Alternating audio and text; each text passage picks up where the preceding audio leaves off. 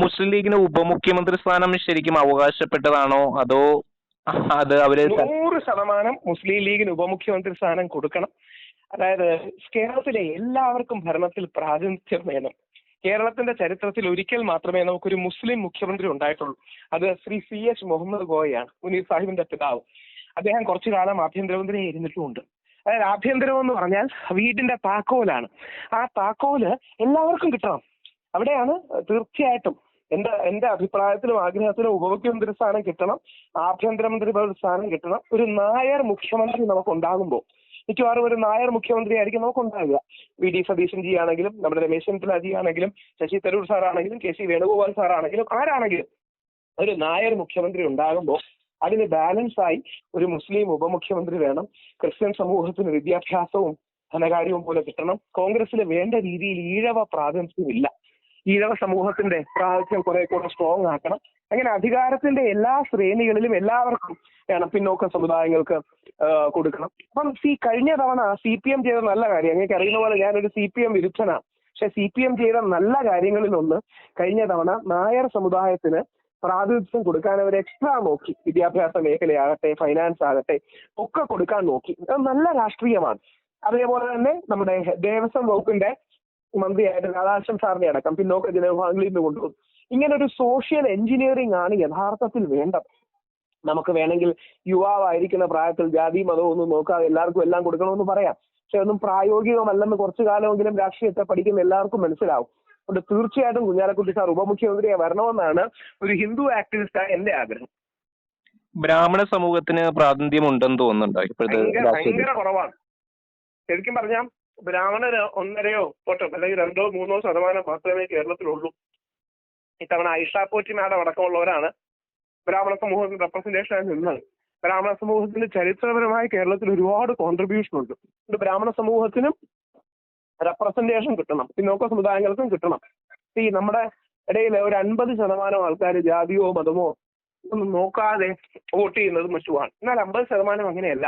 സ്വത്വാധിഷ്ഠിത രാഷ്ട്രീയവും ഉണ്ട്. നമ്മൾ ഈ സത്യം മറച്ചു വെക്കരുത്. എല്ലാ രാഷ്ട്രീയക്കാർക്കും എല്ലാവരുടെയും ജാതി മതവും അറിയാം, പക്ഷെ അവരത് മറച്ചു വെച്ചാണ് സംസാരിക്കാറുള്ളത്. പകരം നമ്മൾ കുറച്ചുകൂടെ സത്യസന്ധമായി ചെയ്യണം.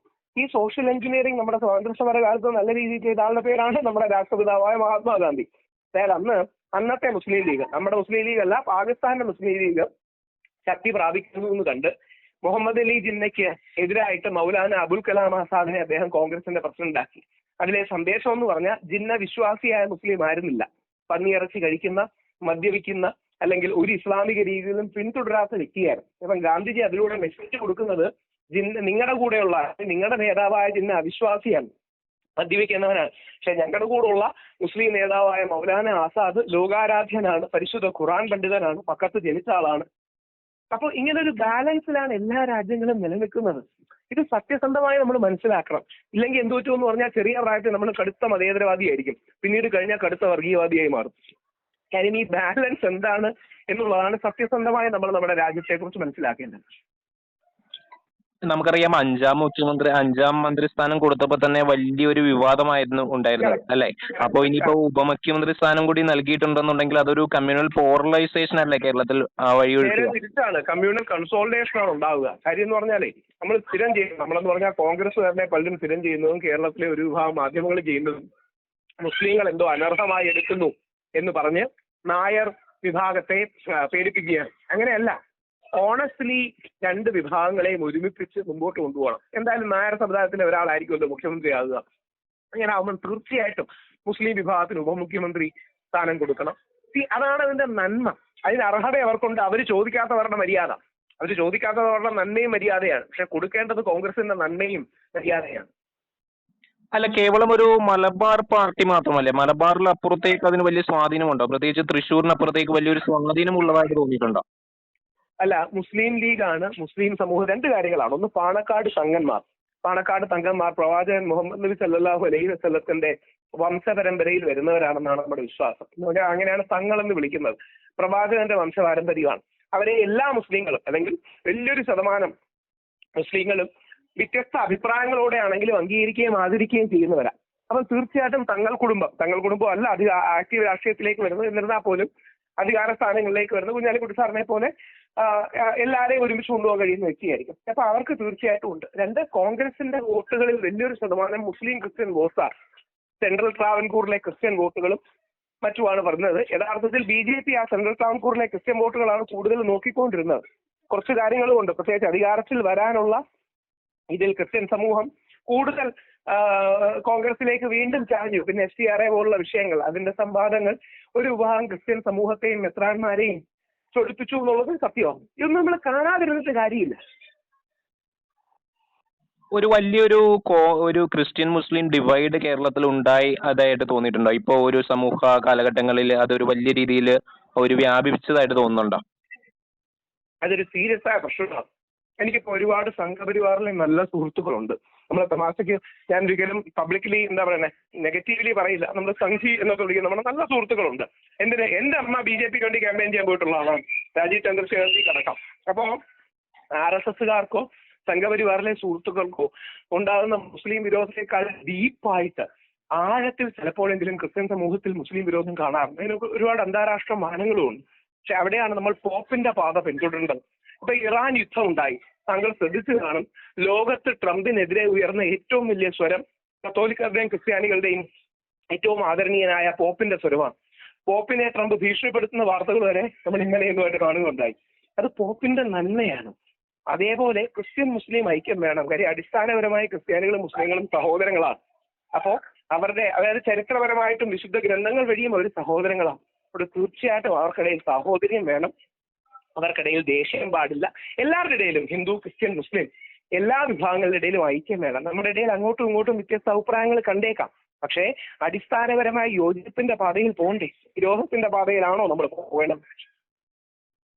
അല്ല, പക്ഷേ അങ്ങനെ കൂടുതലും നമ്മളിപ്പോ കേൾക്കുന്ന ഐക്യത്തിന്റെ വാർത്തകളല്ലല്ലോ, നമ്മളിപ്പോ കേൾക്കുന്നത് വിഭജനത്തിന്റെ വാർത്തകളല്ലേ നമ്മളിപ്പോ കൂടുതൽ കേൾക്കുന്നത്. വർഗീയ സംഘർഷങ്ങളും കലാപങ്ങളും അങ്ങനെയുള്ള വാർത്തകളല്ലേ നമ്മൾ കൂടുതലും കേൾക്കുന്നത്. നമ്മൾ ഐക്യത്തിന്റെയും സമത്വത്തിന്റെയും വാർത്തകൾ കേൾക്കുന്നില്ലല്ലോ. താങ്കൾ പറഞ്ഞത് 100% ശരിയാണ്. അതുകൊണ്ട് തന്നെയാണ് ഐക്യത്തിനുള്ള ശ്രമങ്ങൾ വേണ്ടത്. സംശയമില്ല. കൂടുതലും കേൾക്കുന്നത് നെഗറ്റീവ് കാര്യങ്ങളാണ്. പകരം യോജിപ്പിന്റെയും ഐക്യത്തിന്റെയും കാര്യങ്ങൾ നമ്മൾ കൂടുതൽ ഹൈലൈറ്റ് ചെയ്തുകൊണ്ടാണ്. കാര്യം എല്ലാവർക്കും ജീവിക്കണ്ടേ?